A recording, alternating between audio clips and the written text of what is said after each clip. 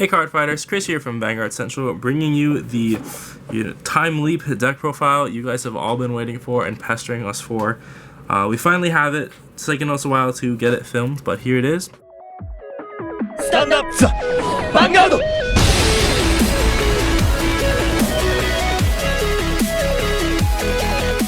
Our starter is the TikTok worker, not Chronojet, which seems weird because everyone's running Chronojet, but TikTok worker is just so much better than Chronojet. He lets you do some really nasty combos, guarantees you a time leap, so even if you don't want to go into Metallica Phoenix, you can still get extra attacks off.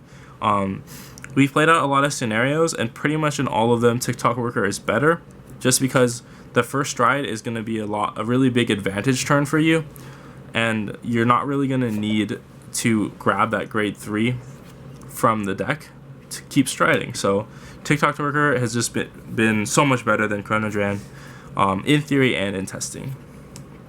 For the grade 2s, we're only running 2 Chronojet. Just kidding, we're running 2 of each art Chronojet. The deck wouldn't be good without Chronojet because so this is actually an issue we've come across. We really like Metallica Phoenix, but we don't like Chronojet. So we're kind of having a dilemma with the testing. But for now, it is Chronojet, the boss of the deck.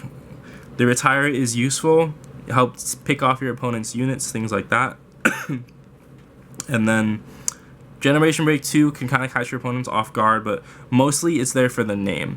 Speaking of the name, we have Steam Fighter Ballad to guarantee Chronojet as the heart for the name, which is only Metallica Phoenix. So those are grade 3s, 4 Bali, 4 Chronojet. Speaking of Metallica Phoenix, our strides, we have 1 Metallica Phoenix for the first stride. Guarantees so many combos. Probably the best first stride that Gyara Chronicle have right now. You could argue maybe Fiery March is also good, but this just combos are so amazing. I would almost never stride anything other than this first. And then for the fodder, we have Chronos Command Dragon to unflip. Pretty much never stride him. He's only fodder for flipping with Metallica Phoenix because we are running the 2 Chronos Command Revolution, which wants Chronos Command face up, so that you don't have to worry about wiping your own field. It just becomes a field wipe for your opponent.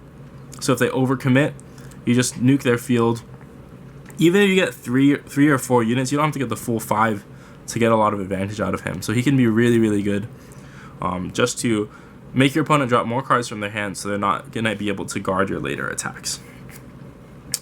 We have 2 Ragnarok, not Nextage. I've had a lot of debate about this. One argument is that we don't have Nextages, but I don't think you actually need them because Ragnarok fulfills a similar purpose. It's a PG check. You got a PG? Okay, you don't, you lose. Whereas Nextage is better for pushing cards out of your opponent's hand. So it's kind of the instant win versus, driving your opponent into the ground with having to guard so many attacks. But we ended up choosing Ragnarok over Nextage because of its ability to be stridden first. If your opponent's at 4 or 5 damage, you can still use Ragnarok to get the guard restriction of no grade 0s. And if they don't have a perfect guard, that's game for them right there. On the lines of guard restrict, we have 1 Fiery March. And the 1 Fiery March is really good because it can hit a grade 1 and prevent them from perfect guarding, or it could hit a grade 0 if they have one, and it kind of provides a mix-up where no matter what they have in their hand, you can either Ragnarok or Fiery March and prevent them from guarding. So if they're at 4 damage, that pressures with the crit, so they could just insta-lose right there. And the last stride is Fate Rider. This card, I would argue, is maybe one of the best strides in the deck, just because of how it works with the rest of the deck. You can make 27 columns super easy. You can make 21 Tom columns, or Tom being you can't guard with grade 0s. You can make 26 Tom columns.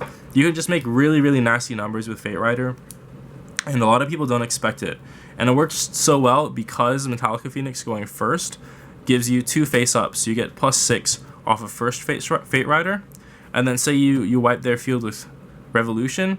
Now you can give 4 units +3, and you can just really pressure your opponent so hard with Fate Rider.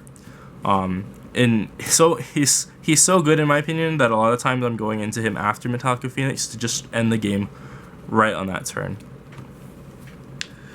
So back to the main deck, we have the grade 2s, 4 History Maker Dragons. History Maker is obviously the Time Leap kind of Amber clone, but it doesn't need to be boosted, which is really important because you can just leap a 1-up into him and then attack unboosted, even if it doesn't hit, to keep getting more advantage or to set up another column for power plays. But I wouldn't switch him out just because of he's really important for the wombo combo that this deck does. And then we have 4 Lugos. This card is nuts. It's so nuts.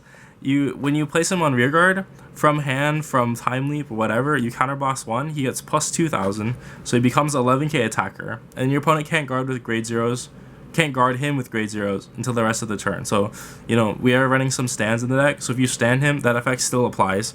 But, so going back to a little bit of Fate Rider, you could give him power. With his skill, it makes him 14, and that means he's 21k in front of any grade 1 7k.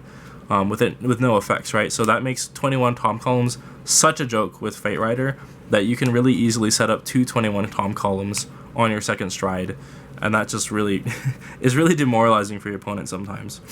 And the other grade 2 is I never knew her name because I just call her the 13k girl, Mariana. Mariana is the secret OP in this deck. So she doesn't cost any counterblast to you. So if you're out of counterblast, you can call her. She's 13k. She has plus 4k when you call her. So that's 13k. Well, magic numbers plus 3, 16 by herself. Works well with stand triggers, and you can run out of counterblast and then call her out and make 20k columns with a 7k grade 1, right? 20k.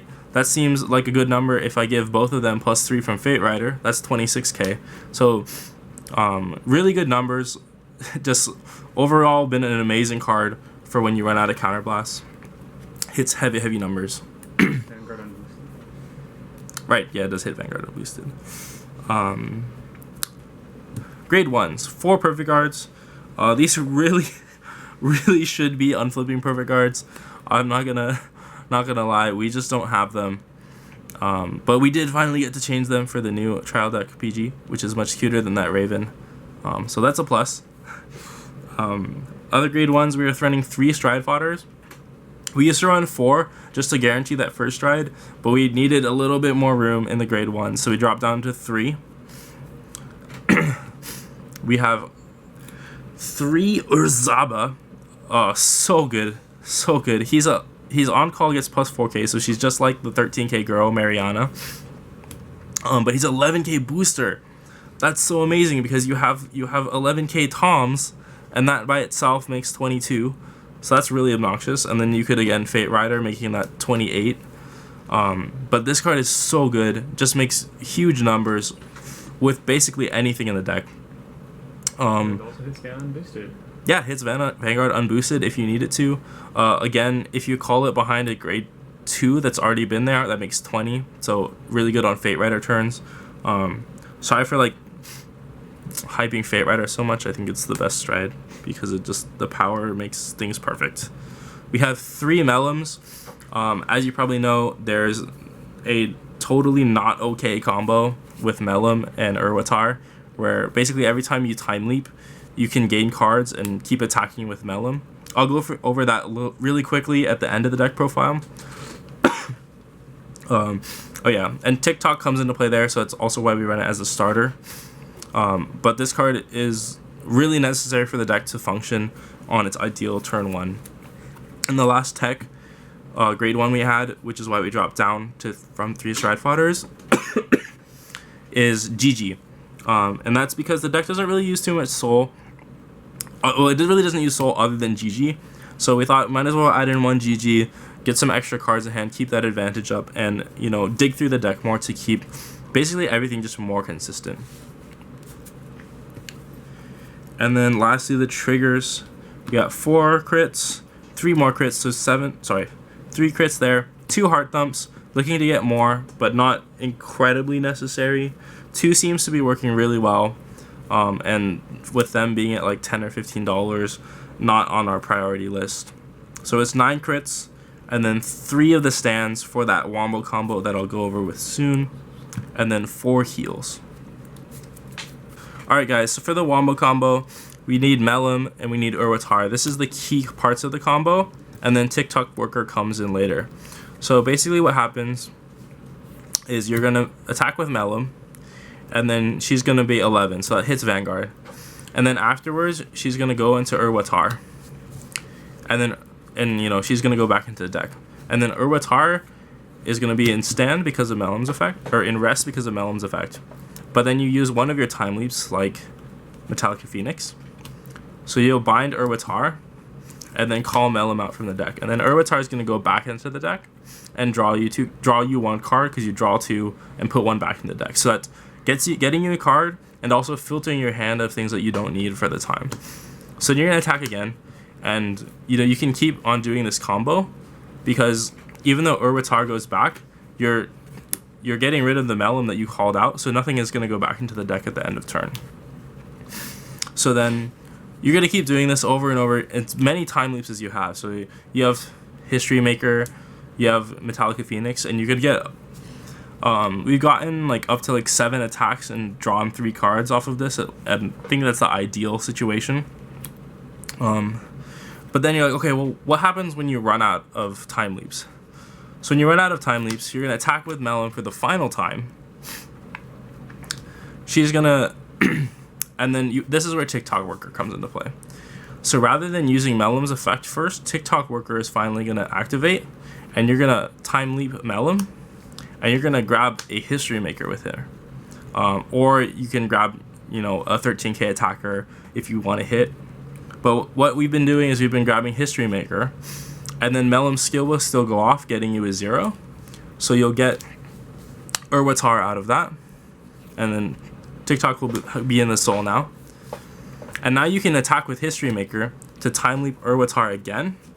And what we like to do is grab GG to Soul Blast 2 and draw to keep advantage up, and then eventually GG. And then at the end of the turn, both the History Maker and GG will go back into the deck, but you'll have drawn another card off of Urwatar. So you're just drawing tons of cards. It's really good. But if you don't want to draw a card, maybe your opponent didn't get any damage triggers yet, you can go into this guy, attack for 11k, and pressure even more cards out of their hand, or maybe even get the win with that. So it's an insane combo, and I'm sure you'll see it in some of the match videos coming up. Thanks for watching, Cardfighters. I hope you liked our Time Leap deck profile. It's an extremely fun deck to play, extremely frustrating to play against. You know, you can message us, and I'm sure Ryan and Clark will attest to that. Yes.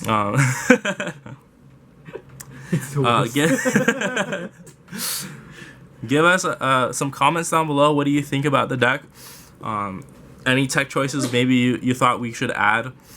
And give us a thumbs up, a like. It helps a ton. And as always, subscribe for more content. Vanguard Central, out.